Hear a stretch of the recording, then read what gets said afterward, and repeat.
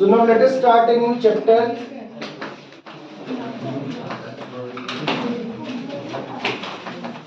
Gravitation.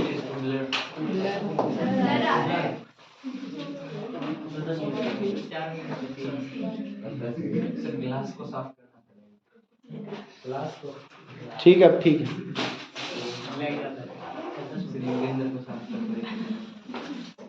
Gravitation तो वो Newton वाली कहानी तो सबको पता ही होगी। सेब वाली है। अरे सेब वाली कहानी सुनी है सबने? नहीं सुनी ना, मैं कोई ऐसी कहानी नहीं सुनूंगा। सुन रखे है ना सबने? तो जब वो सेब गिरी तो उसने सारा सब कुछ सोचा विचारा कि कैसे क्या हुआ क्या नहीं हुआ। अल्टीमेटली वो जिस कंक्लूजन पे पहुंचा, that is Newton's law of, or in fact you can say universal law of Newton's law of gravitation,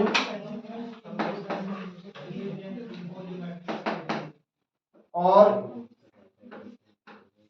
universal law of gravitation. Universal law of gravitation.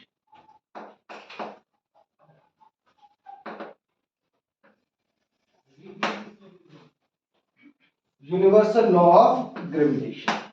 इसने क्या कहा कि कोई भी दो पॉइंट ऑब्जेक्ट्स हैं जिनका मास m1 और क्या है m2 and they are separated by some distance r। कोई भी दो पॉइंट ऑब्जेक्ट्स हैं which are separated by some distance r और उनका मास क्या है m1 और m2। तो कह रहे ये दोनों ही ऑब्जेक्ट्स एक दूसरे को क्या करेंगे, अट्रैक्ट करेंगे with the force of gravitation, with the force of gravitation. अब क्योंकि जब वो अट्रैक्ट करेंगे तो लेट अस से कि ये, अच्छा एक बात ये कि ये जो फोर्स ऑफ ग्रेविटेशन है, force of gravitation it is a central force. कैसी फोर्स है ये? Central force. सेंट्रल फोर्स का मतलब ऐसी फोर्सेस जो पेयर में एग्जिस्ट करेगी उनकी डायरेक्शन किसके अलोंग होगी? Along the line joining the two particles. तो जो ग्रेविटेशनल फोर्स है, इस फोर्स की जो डायरेक्शन है that is along the line joining the two charge particles. बिल्कुल जो कहानी आप आज इस चैप्टर में सुनेंगे, बिल्कुल 12th के पहले ही दिन आप सुनना शुरू कर देंगे। किसमें? कूलम्ब्स लॉ के अंदर। बिल्कुल वैसा का वैसा ही चैप्टर है ये भी। या मास की बात करेंगे, वहां पर चार्ज की बात करेंगे। तो कहता है कि this is force on one due to two, this is force on particle number 2 due to 1, force on particle 1 due to 2। और देखो दोनों gravitational force is always attractive in nature. कैसी है? हमेशा नेचर में अट्रैक्टिव है। अब इसके बारे में आगे बात करें उससे पहले जरा ध्यान से सुनो। जितना फोर्स 1 2 पर लगाएगा उतना ही फोर्स 2 1 पर भी लगाएगा। और मैग्नीट्यूड के हिसाब से बात करें, let this force be F।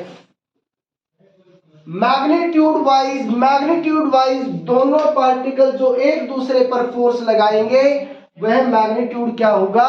बराबर होगा। अगली इंपॉर्टेंट बात, the forces are always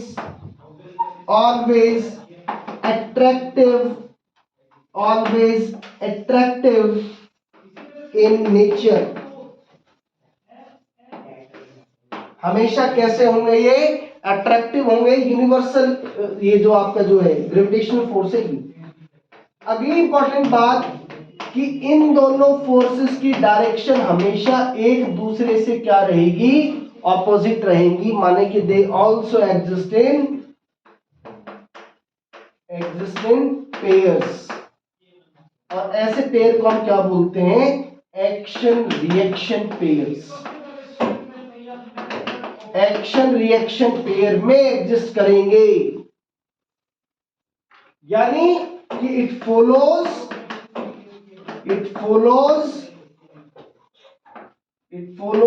Newton's third law। It follows Newton's third law, third law को भी फॉलो करेगा। Gravitational force is central force.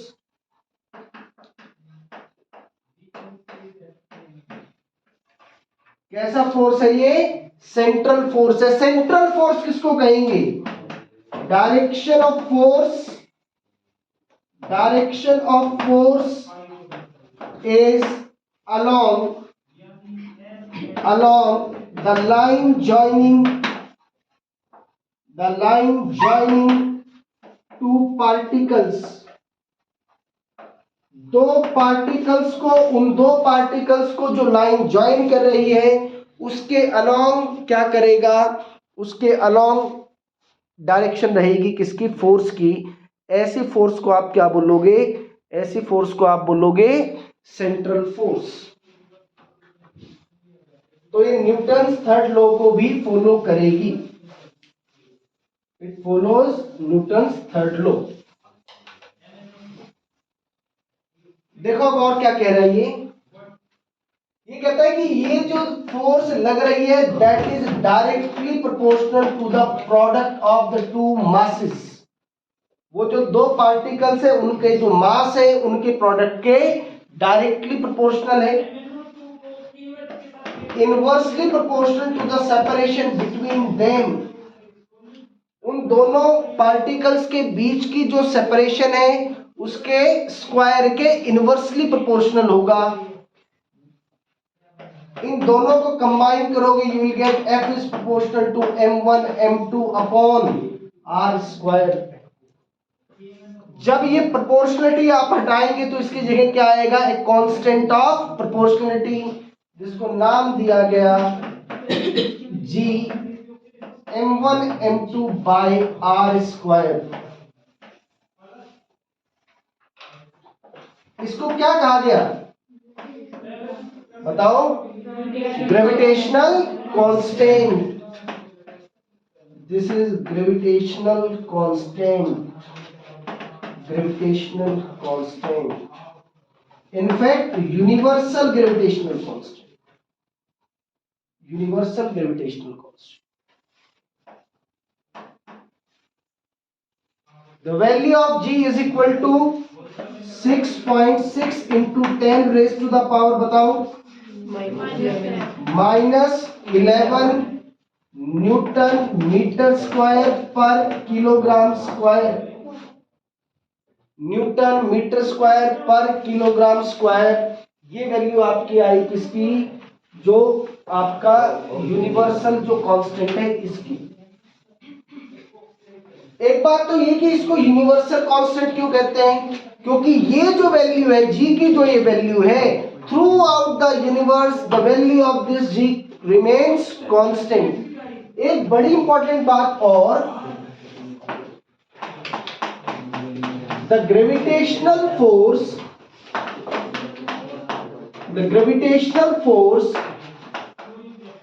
between two particles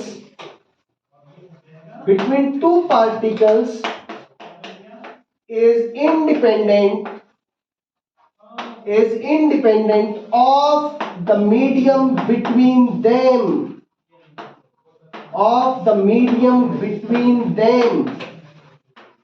उन दो पार्टिकल्स के बीच में जो मर्जी मीडियम हो, इलेक्ट्रोस्टैटिक में ऐसा नहीं होगा, कूलम्ब फोर्स में ऐसा नहीं होने वाला है।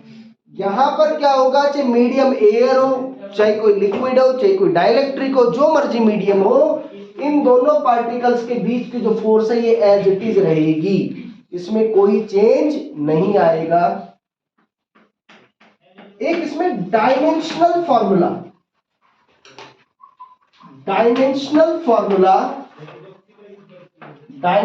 फॉर्मूला ऑफ जी। तो देखो यहां से F का डायमेंशनल फॉर्मूला क्या हो गया? m1 L1 t माइनस,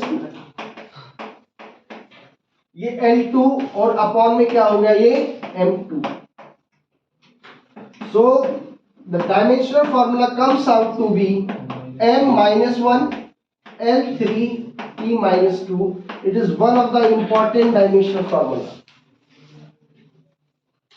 लगभग लगभग कभी क्वेश्चन आता है तो बहुत कम चांस है कि उसमें किसका रोल ना आए, जी का रोल ना आए, ऐसा बहुत कम देखने को मिलेगा। So this is the dimensional formula of gravitational constant. इस ग्रेविटेशनल कांस्टेंट की value through out the universe क्या रहेगी, सेम रहेगी, कांस्टेंट रहेगी, उसमें कोई चेंज नहीं आएगा। फॉर्मूला क्या बन गया, F is equal to G m1 m2 by R square. हम इसको ये भी बोलते हैं कि it follows inverse square law.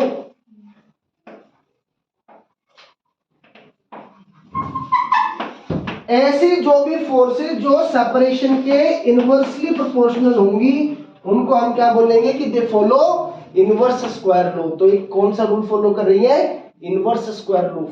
यानी कि जैसे जैसे आप दूर जाते जाओगे तो उस केस में क्या होता रहेगा, इन दोनों पार्टिकल्स के बीच की फोर्स क्या होती रहेगी, कम होती रहेगी।